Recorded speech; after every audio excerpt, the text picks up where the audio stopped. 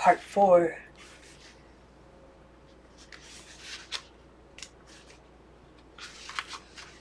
Prologue. And now the older one wanted to try on the purple dress and to set it twirling around her legs. "Can I wear the flower too?" she asked. "Can I wear it in my hair so I'll look just like you at your aunt's party?" "No," Maggie answered. "It will crumble." "Then let me hold it just for a minute," she insisted. "I'll be careful." And she stood still as Maggie slowly placed the lilac, fragile as china lace, in her cupped hands. "Did everybody like your dress?" she asked, blowing softly on the blossom, watching it tremble, rocking it this way and that. "All those people at the Health Society meeting? Did they like how you had gained all that weight and how your hair got to look nice and everything? Did they like you?" "I guess so," Maggie answered.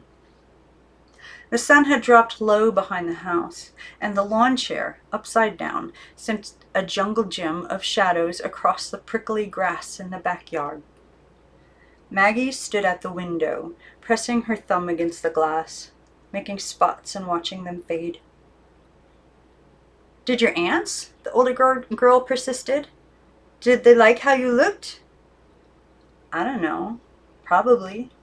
The dress was nice." "Then how come they sent you away?" the little one wanted to know. She, too, was at the window now, measuring the top of her head against Maggie's arm. "How come if Aunt Harriet and Aunt Lillian liked the way you looked and everything and gave you a party, how come they sent you away?"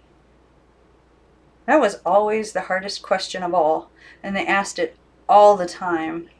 Not because they liked her answer, but because they didn't, and they hoped that someday she would change it. "I don't know," Maggie answered, as she always did. They probably had other stuff to do. And she told them instead about saying goodbye to Barbara at school, about driving to the station with her aunts, and finally about what happened to Uncle Morris. "Maybe that was why," the older sister said, "because of what happened to Uncle Morris." "But why would they want her to go away after that?" the little one objected. She was crying now, as she always did when Maggie got to the part about Uncle Morris. "I would think they'd want her to stay then," she said, wiping her nose with a knuckle and pressing her eye with the heel of a hand, "to keep them company." "No," Maggie answered quietly. "They didn't."